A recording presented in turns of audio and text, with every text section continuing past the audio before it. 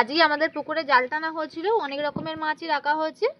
তার থেকে বেশ কিছুটা পরিমাণ মাছ আমি ঝুড়িতে তুলছি। এতগুলো মাছ আমার লাগবে না, একটা মাছ হলেই হয়ে যাবে আজকের রেসিপিটা।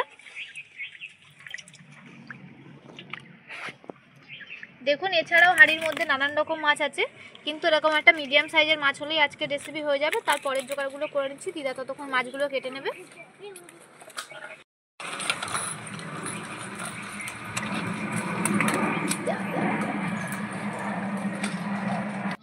নমস্কার বন্ধুরা, নিমকি রান্নাতে সবাইকে স্বাগত। আজকে পুকুরের মাছ দিয়ে একটা দারুণ রেসিপি করে দেখাবো, তো ভিডিওটি প্রথম থেকে শেষ পর্যন্ত দেখতে থাকুন। আজকে কি রেসিপি বানাই, এখানে রেসিপিটার জন্য আমি 7 পিস আলু নিয়েছি। আর দেখুন আলুগুলোর সাইজ, এগুলো একটু ছোট হয়ে গেছে। এরকম আলু হলেই কিন্তু খুব ভালো হয়। এরকম আলু কাটা হয়েছে, দুটো তিনটে ছোট হয়ে গেছে। এবারে এই আলুগুলোকে আমি কাটবো। দুষ্টুমি করো না, শিবম পিলারটা নিয়ে এসো। আলুগুলোকে প্রথমে আমি পিলার দিয়ে ছাড়িয়ে নিচ্ছি।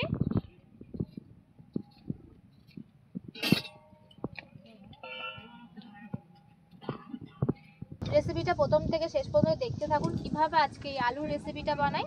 এটা একদম ইউনিক ধরনের একটা রেসিপি, আশা করি ভালো লাগবে।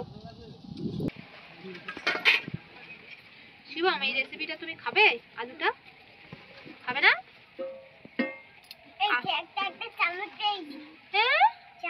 নোংরা হয়ে যাবে পেঁয়াজগুলো। খুন্তি দিচ্ছি, নাও চামচ দেবো।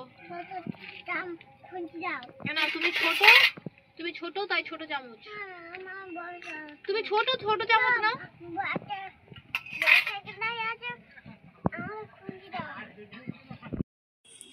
এই যে একটা আলু আমি নিয়েছি, হালকা করে এই সরু মুখটার দিকটায় ফেলে দিতে হবে এরকম করে।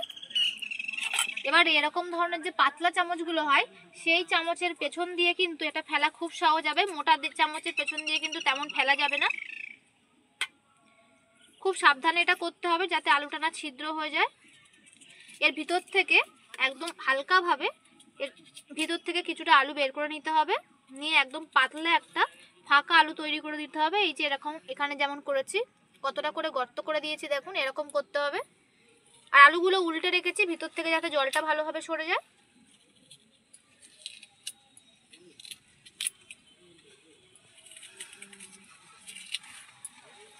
আজকে আমি যে পুকুরের পোনা মাছ ধরে যে রেসিপিটা বানাচ্ছি, রেসিপিটার নাম হচ্ছে পোনা মাছের আলু গাপ্পা। আলু দিয়ে বানানো হচ্ছে। আপনারা বাজারে যে কোনো মাছ দিয়ে এটা বানাতে পারেন, তাতেও কিন্তু একই রকমই স্বাদ হবে। আর দেখুন, আমার এখানে একটা আলুর ভিতর থেকে বের করে নেওয়া হয়ে গেছে, আর ভিতরটা দেখুন কত বড় হয়েছে। এবার আমি ভেতরটা একটুখানি ভালো করে ধুয়ে উল্টে রেখে দেবো। এই যে রেসিপিটা বানাচ্ছি, এগুলো কিন্তু একদম পোনা মাছের কোনো কাঁটাই আমরা ব্যবহার করব না। কাঁটা ছাড়া পোনা মাছের একটা রেসিপি হচ্ছে। যারা কাঁটার ভয়ে পোনা মাছ খান না, তাদের জন্য কিন্তু একটা উপযুক্ত রেসিপি। আর এই যে আলুর ভিতর থেকে আমি এগুলো বের করছি, এগুলো কিন্তু আমি বাদ দেবো না। দামের বাজারে কিন্তু এগুলো কিছু বাদ দেওয়া যাবে না, এগুলো আমি নিয়ে নেব।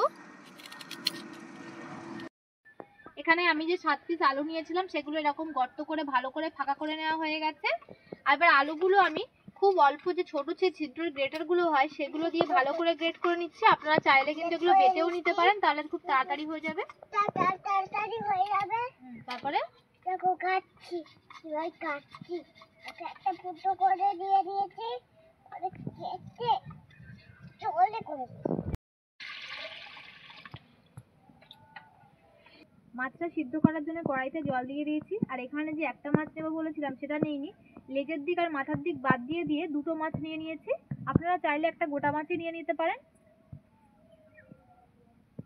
লেজের দিকে পোনা মাছের একটু বেশি কাটা থাকে, বাছতে অসুবিধা হবে, তার জন্য লেজটা বাদ দিয়ে দিয়েছি। নুন দিয়ে দেবো,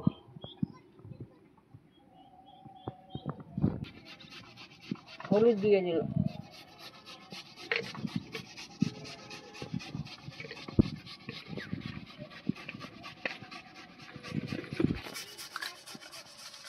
এই রান্নাটা গ্রেভির জন্য একটু পেঁয়াজ বাটা লাগবে, তার জন্য আমি গ্রেটার দিয়ে ভালো করে গ্রেট করে নিচ্ছি, যাতে এটা পুরো বাটার মতোই হবে।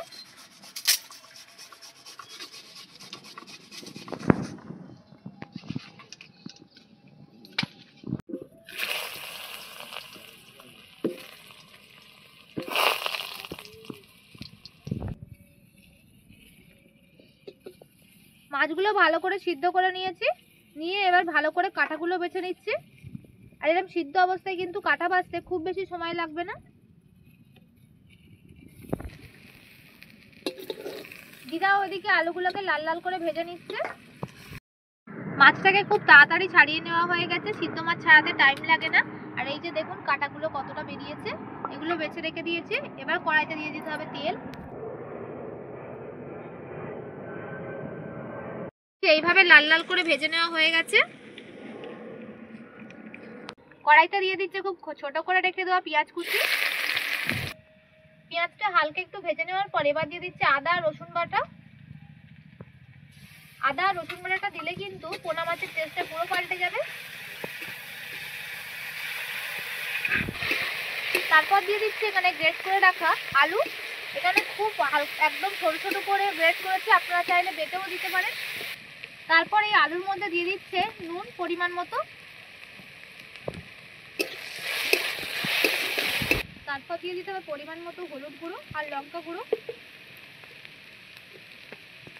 এটা ঝাল বুঝে দেবেন আপনারা, এখানে কাঁচা লঙ্কা কুচিও ব্যবহার করা যায়।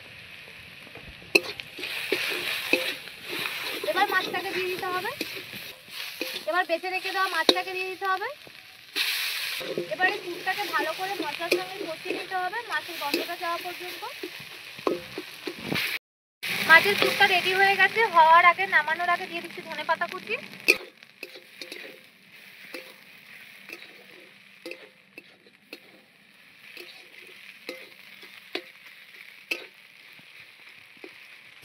পুরটা রেডি হয়ে গেছে, এবার এটাকে নামিয়ে নিতে হবে।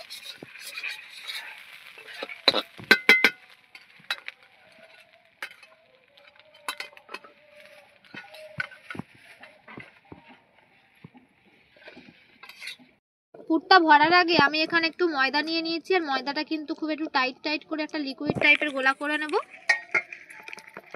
আলুর মুখগুলোকে আটকানোর জন্য এই ময়দাটা আমি গুলে নিচ্ছি। এইভাবে আলুর মধ্যে মাছের পুরগুলোকে আমরা সবাই মিলে ভরে নিচ্ছি। শিবামু হচ্ছে ভালো করে ভরবে। হ্যাঁ, যদি বা দুটো একটা কাঁটা থেকে থাকে এই সময় কিন্তু কাঁটাগুলো সে পাওয়া যাবে। এই যে দেখুন, দেখো আমি কি করছি, দেখো ভরে দাও ভালো করে শিবম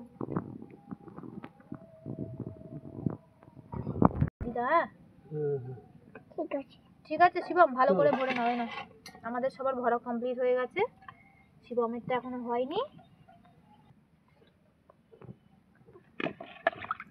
টেস্টি হয়েছে দেখো, এর ভিতরেই টেস্টি হয়ে গেল।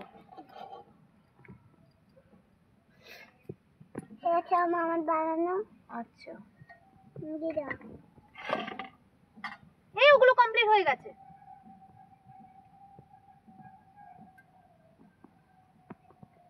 ময়দার যে লিকুইডটা বানিয়ে দিয়েছিলাম সেটার মধ্যে হালকা করে চুবিয়ে নিয়ে এটাকে শুধু ভেজে নিতে হবে। এখানে কিন্তু আর আলুটা ভাজার দরকার নেই, শুধু ময়দাটা ভেজে নিলেই হয়ে যাবে। যাতে ময়দাটা আলুর সঙ্গে ভালোভাবে সেট হয় তার জন্যই এটা ভাজতে হবে। তেলটাকে শুধু ভালো করে গরম করে নিয়ে আলুর মুখটাকে শুধু কড়ার উপরে বসিয়ে দিলেই কিন্তু রেডি হয়ে যাবে।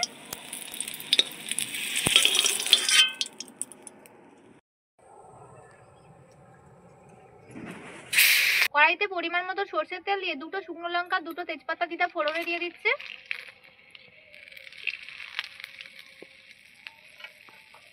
শুকনো লঙ্কা তেজপাতাটা ফোড়নে দেওয়ার পর এবার দুটো পেঁয়াজ বাটা দিয়ে দিতে হলো।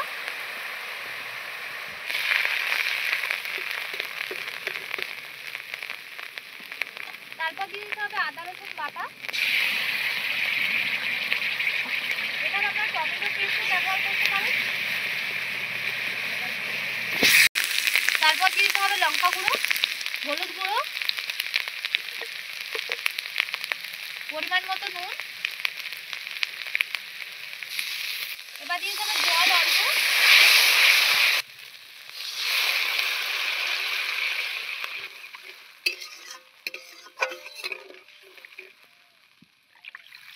এবার বেশ পরিমাণ মতো জল দিতে হবে যাতে আলুগুলো ভালোভাবে সিদ্ধ হয়ে যায়। জলটা ফুটে উঠেছে, এবার আলুগুলো দিয়ে দিতে হবে। খুব হালকা আছে, এবার আলুগুলোকে ভালো করে সিদ্ধ করে নিতে হবে।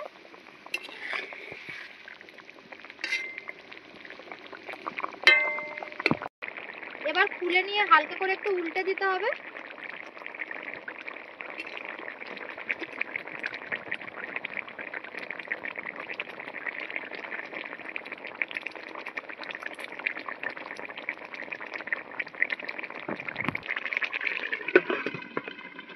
আলুটা সিদ্ধ হয়ে গেছে, এবার একটু ধনেপাতা দেবো, চিনি দেবো, আর গরম মশলা দেবো, দিয়ে নামিয়ে নেবো।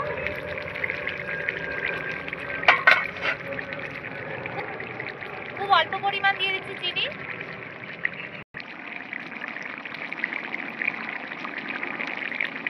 দিয়ে দিচ্ছি ধনেপাতা কুচি।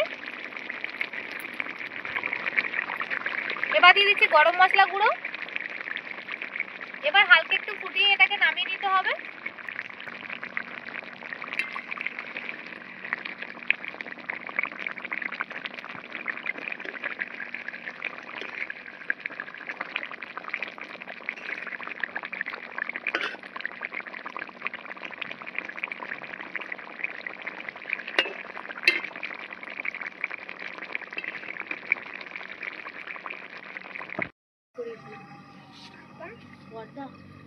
খিদে পেয়েছে?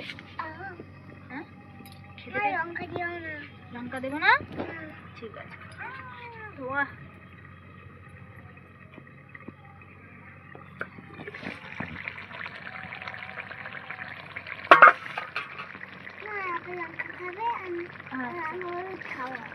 দেখুন গ্রেভিটা শুকিয়ে একদম অল্প হয়ে গেছে, আর সবগুলো কিন্তু ভালোভাবে সিদ্ধ হয়ে গেছে।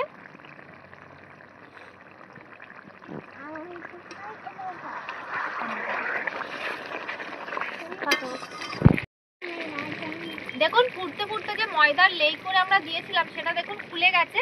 এটা ফোটানোর পরে কিন্তু একটু পুর কিন্তু বেরোয়নি, যেভাবে পুর সেভাবেই আছে। আলুর গোলগাপ্পা রেসিপিটি আমাদের কমপ্লিট হয়ে গেছে। দিদা আবার এটাকে নামিয়ে নিচ্ছে।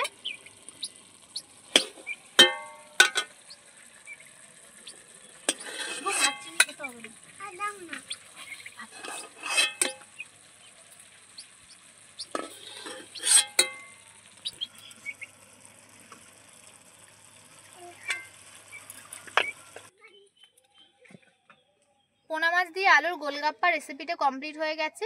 আপনার যদি বাড়ি পোনা মাছ খেতে না ইচ্ছে করে তাহলে অবশ্যই একবার এটা বানিয়ে খেয়ে দেখবেন, খুব সুন্দর হয়। আমাদের চ্যানেলের নিত্য নতুন ভিডিও দেখার জন্য অবশ্যই আমাদের চ্যানেলটি সাবস্ক্রাইব করে আমাদের পাশে থাকবেন। আজকের ভিডিওটি দেখার জন্য অসংখ্য ধন্যবাদ।